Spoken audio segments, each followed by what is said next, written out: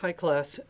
So today in Part B, we're going to largely cover protein folding and degradation of misfolded proteins in the cell.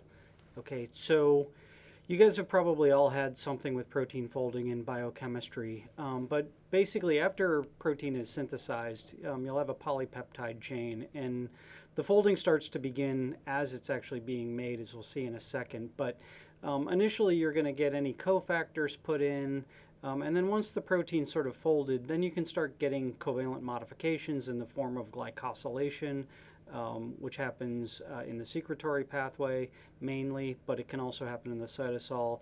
You can get phosphorylation and also acetylation, as well as some of the other modifications like methylation and whatnot that we saw with with the histones. And then ultimately, these proteins can actually be assembled into macromolecular structures where multiple proteins come together to form a protein complex. Okay. Now, the model for protein folding is basically that they sort of wiggle into place. Okay, there's this whole idea that a protein is a sort of a molten globular, and it's going to sort of just sort of wiggle as it gets into place till it forms exactly the protein configuration that it needs. Okay, and so as the polypeptide is actually growing on the ribosome as it's being translated and it's coming out, it actually starts to fold. And when proteins have multiple domains, which we saw early on in the course, these domains will start to form separately. And eventually, when translation is terminated, the protein is released and it's largely in its fully folded form. An interesting thing that I'd like to point out to you guys is when we were looking at the codons in an mRNA, there's actually sort of this thing called codon bias, where certain codons are more rare than other ones, and thus it takes a little bit longer for the actual amino acid to be added. And codon bias can actually influence folding. So oftentimes there'll be some rare codons in proteins in domains that are sort of outside that sort of need help folding. It's a little bit beyond the scope of this course, but I just wanted to bring it to your attention.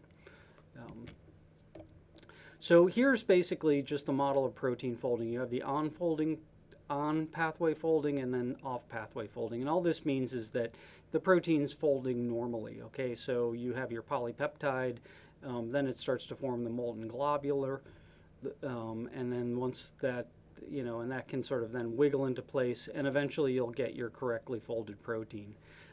But proteins that are difficult to fold will sometimes form a conformation that's very unfavorable that the protein can't escape from. And when that happens, you need to bring in chaperones to basically bind to the hydrophobic patches on the protein, which then can help and assist the protein to get back into the on-folding pathway. Okay, and if it can't escape this, oftentimes the cell recognizes it as a misfolded protein, and it will get polyubiquitinated, as we'll see in a second, and then it goes to the proteasome. So the chaperones that help this process, there's largely two families of them. One is the HSP70 family. Okay, and in the case with a cytosolic protein, the cytosolic HSPs will actually bind to the polypeptide on hydrophobic patches as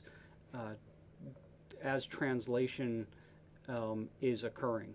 Okay, and then these will help fold it. And the HSP70 family members are ATPases. They use ATP to help get the protein in its folded conformation.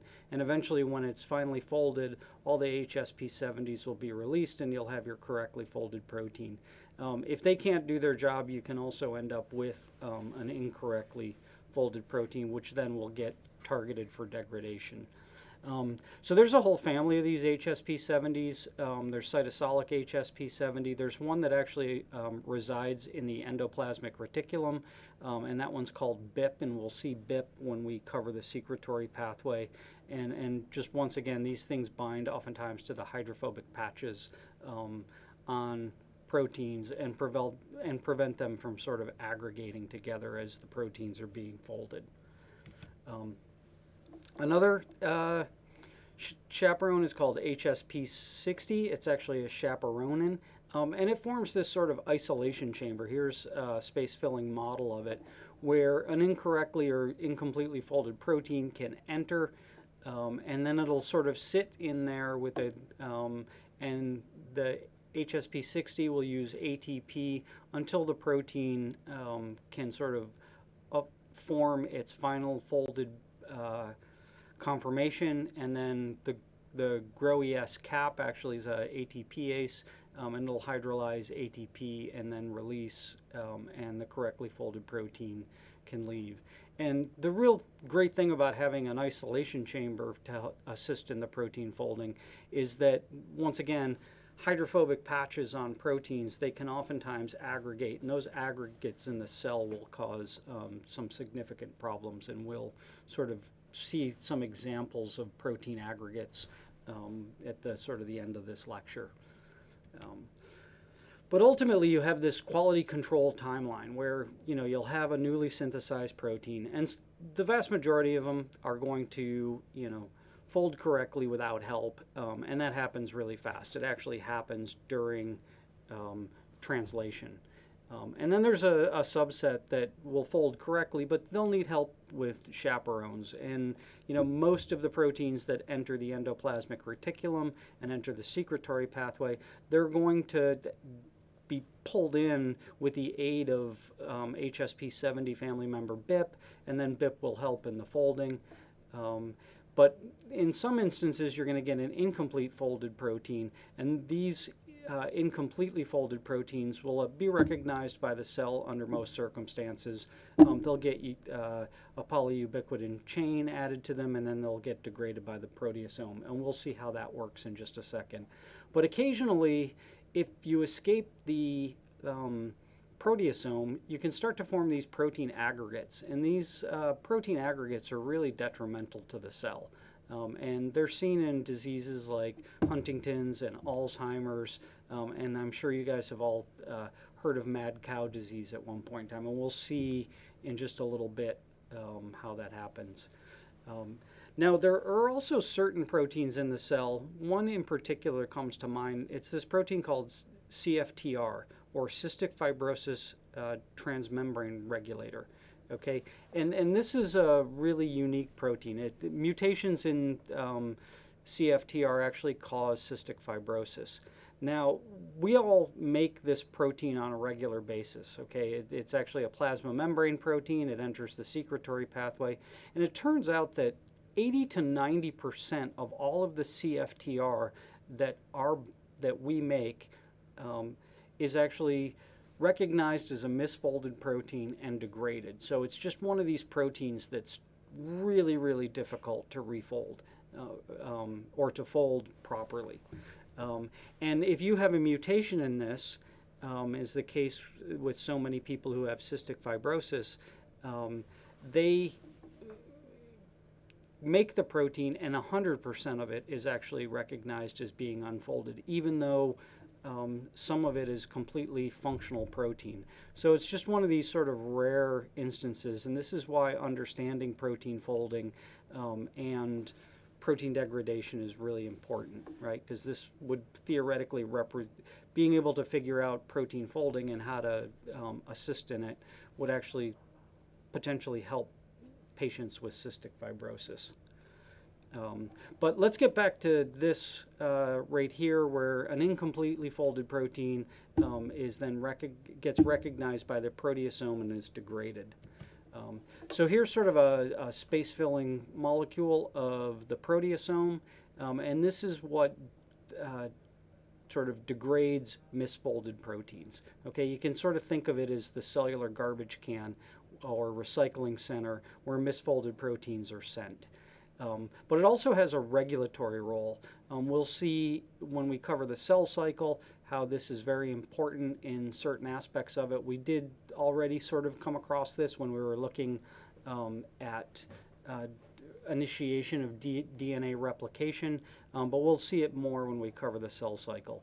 And just to give you an idea of how important this is for the cell, it actually represents about 1% of all the protein within a cell. Okay, and we'll see later on in the term when we're talking about the secretory pathway and translocation into the ER, any protein in the endoplasmic reticulum, like the CFTR protein that is misfolded, it actually has to be retrograde transported out of the ER so that it can be degraded by the proteasome. Okay, so the big question then becomes, well, how does the proteasome recognize misfolded proteins? It's pretty simple. Misfolded proteins, or proteins in general that are needed to be degraded, get a polyubiquitin chain added to them. Okay, and then that's actually recognized by the proteasome, and the protein is then fed into a central cylinder that sort of forms the protease, and then it cleaves it up into its individual amino acids, and then these amino acids are actually recycled. And so once again, this proteasome actually has a very useful function not only for dealing with misfolded proteins, but it also has important regulatory role in things like the cell cycle, the circadian clock, transcription. There's a whole bunch of different cellular processes. And one of the things behind the central cylinder being sort of in the middle with the active site, you don't want a protease that's exposed to the cytosol, right? Because then it'll has the potential to target and degrade cytosolic proteins that you really like, or proteins in the nucleoplasm that the cell wants to keep around. So by having it done this way, where you need a polyubiquitin tag and it's in a central cylinder, only proteins that are targeted for degradation will actually enter this and get removed from the cell. Now, the proteins are actually fed in to the proteasome by this protein called unfoldase. Okay, and here's the structure of unfoldase. It's an ATPase. You can see the ATPs in all of the different subunits here. And when I sort of think about it, I sort of think of it almost like a pencil sharpener. You can stick your pencil right in the middle and it'll sharpen it. Okay, and proteins are actually threaded through this, and it uses ATP as an energy source.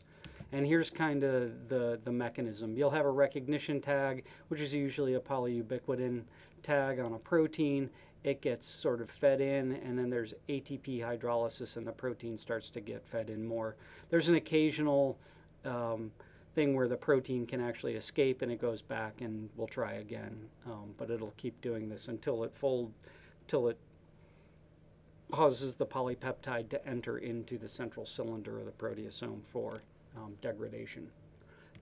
Here's what ubiquitin looks like. Here's the ribbon diagram. It's got a hydrophobic globular core, and this gets added to proteins for a number of reasons, just not degradation. And we sort of saw this when we were looking at the histones, right? It also has a regulatory role. So like one that comes to mind off the top of my head is histone H2B can get a ubiquitin mark on lysine 120, but there's others, and you guys can go back and look at those. But things that get polyubiquitinated are oftentimes targeted for destruction. And once again, this can be not only for misfolded proteins, but also for regulated events. There's another thing I just wanted to bring up, and this is mainly for the graduate students. There's this small molecule called SUMO for small ubiquitin like molecule, and sumolation can also be added to protein for regulatory role. And I'm pretty sure that you guys will come across this when you're reading literature at some point during your graduate career.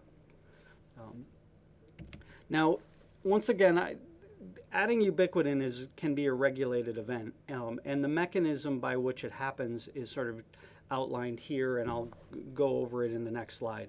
And so I really want you guys to know this as a mechanism because it is so important to the cell. So the way it works is you have three proteins, an E1, an E2, and an E3. So E1 is a ubiquitin activating enzyme, E2 is the ubiquitin conjugating enzyme, and E3 is the ubiquitin ligase. Okay, and the way the process works is you have E1 and a ubiquitin will get added to the ubiquitin activating enzyme. Okay, so it'll be added to the carboxyl terminal end of the ubiquitin molecule, and then you'll have your E1 and it gets attached to a free sulfhydryl from a cysteine side chain. Okay, the E1 will then associate with E2, which also has a free sulfhydryl from a cysteine, and the ubiquitin will get passed on. And then now this ubiquitin ligase is all primed, and the E3 will actually recognize a misfolded protein or a degradation signal on a protein, and the ubiquitin can get added. Okay, and that's how the ubiquitin is actually added to proteins. Okay, and so here's sort of how it works. Once you have your primed ubiquitin ligase, you can have a protein with a degradation signal showing on it that will be recognized by the ubiquitin ligase, the E3 protein, and then ubiquitin gets added, and then a new E1 will come in and add the ubiquitin to E2, and that'll eventually start getting added to the protein multiple times, so you get a polyubiquitin tag that's then recognized by the proteasome, and the protein is then fed through unfoldase and then degraded. And sometimes these sort of degradation signals, they'll actually be buried in a protein. And if a protein becomes extensively phosphorylated and all the net negative charge from the phosphate groups can actually expose that degradation signal, which is then recognized by the ubiquitin ligase for termination. But as I said just a second ago, protein ubiquitination isn't only for turnover. It can also have regulatory roles. Okay, so in the case with the histones, you can get a ubiquitin added to it, and that can have a regulatory role. You can get multiple ubiquitinations on proteins for endocytosis. You can get ones for protein degradation by the proteasome, and also for DNA repair. And the linkages can also vary. You can attach to lysine 48 on the ubiquitin, or you can attach to lysine 63. And depending on the linkage will determine partially whether or not the polyubiquitin serves as a signal for degradation. Now, in the case with regulated protein turnover, the ubiquitin ligase can actually be regulated itself, right? It can get phosphorylated by a protein kinase, and that can signal it to become active. You can have an allosteric activator that will cause it to be active, or you can have a protein allosteric activator that can cause it to be active. And this all comes into play in different cellular processes like the cell cycle, in particular the anaphase promoting complex we'll see when we go to do that, the cellular clock or the circadian clock, transcriptional regulation, and also in signaling. Some of you guys have probably heard of the NF-kappa B signaling cascade, but that is sort of reliant on protein turnover. Okay, so signals for degradation, the degron signals that are in proteins, they can oftentimes be sort of activated through phosphorylation, so that can cause an amino acid stretch to sort of serve as a protein degradation signal. You can have masking of the degradation signals, and then the protein can be removed either through covalent modifications or some other mechanism, and that can unmask a degradation signal. Or you can get cleavage of a protein to sort of release or create a degradation signal in a protein. Okay, and that all then will just get polyubiquitinated, get recognized by the ubiquitin ligase, get polyubiquitinated, and then degraded by the proteasome. Now, if you don't get degraded and under certain circumstances, protein aggregates can form. And these are really detrimental. So you can have a properly folded protein is sort of shown as this green sphere, but occasionally you can get a rare conformational change. And then these rare conformational changes can oftentimes serve as a seed for the formation of these protein aggregates. Okay, and we see this in a couple of diseases like Huntington's disease, Alzheimer's disease, and mad cow disease. Okay, and so in Alzheimer's disease you get, and Huntington's disease, you get the formation of beta amyloid plaques, and in mad cow disease you get formation of these protein aggregates catalyzed by prions. Okay, and these protein aggregates tend to cause these sort of cross beta filaments, and that's what the beta amyloid plaques in Alzheimer's disease are, and also in Huntington's. And you can see they sort of form these things. And I'm sure you guys have all heard about Alzheimer's disease and the plaques and the tangles. Well, this is what the plaques are actually going to look like. There's still some argument on whether or not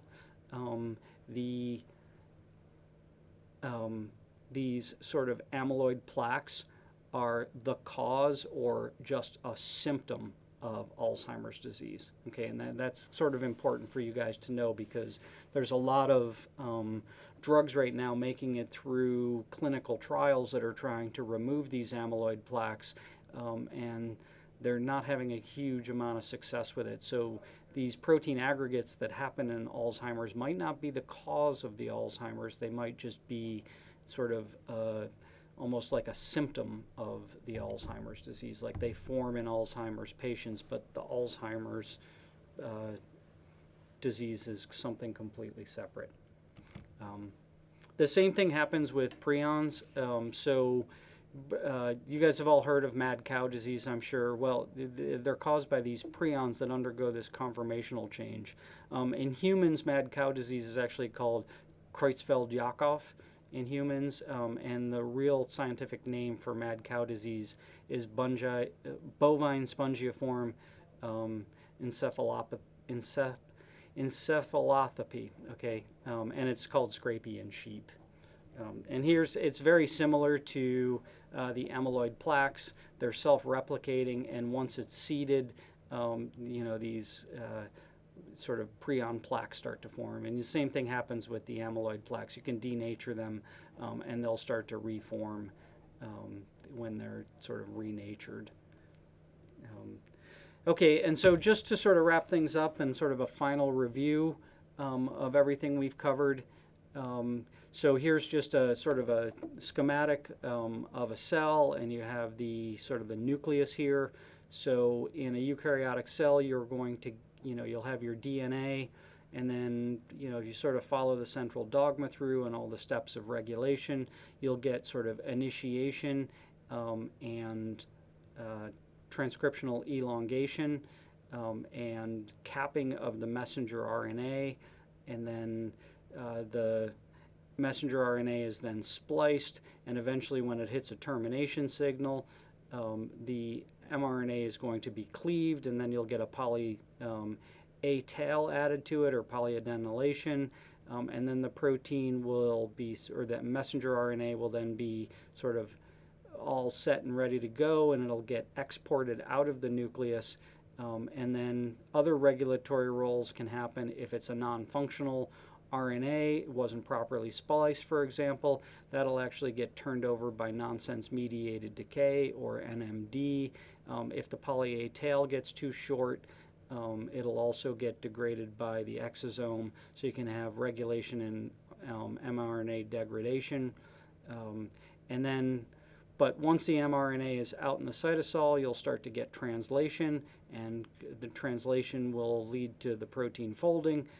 If the protein synthesis and the protein folding is fine, you'll get your fully functional folded protein. If it's misfolded, the protein can then be recycled, and ultimately what you have is, from your blueprint of DNA, the formation of a protein, okay, through transcription and translation. Okay, so you guys are all going to have the test on Thursday. during the normal class time at 3:55. It's February 18th. And so for next Tuesday, we're going to cover Chapter 7, pages 411 through 476 in the 5th edition, and 369 to 413 in the 6th edition. And this is all going to be transcriptional control. And we'll spend a couple lectures on transcriptional control and post-transcriptional control. Okay, so I'll see you guys all later today, and I hope all's going well for you guys. Alrighty, bye-bye.